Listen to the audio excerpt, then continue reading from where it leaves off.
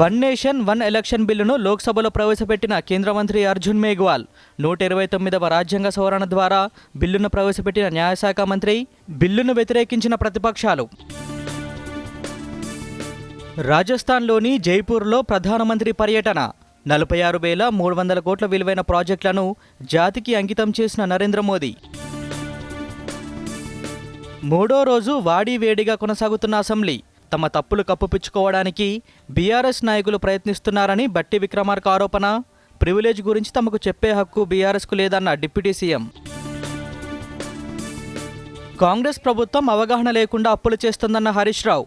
బీఏసీలో చర్చించిన తర్వాతే ప్రభుత్వం బిల్లులు పెట్టాలని బీఆర్ఎస్ డిమాండ్. భారత రాజ్యాంగంపై రాజ్యసభలో రెండో రోజు కొనసాగుతున్న చర్చ. ఒకే దేశంలో రెండు రాజ్యాంగాలు అనే విధానానికి తమ ప్రభుత్వం చరమగీతం పాడిందన్న జేపీ నడ్డా.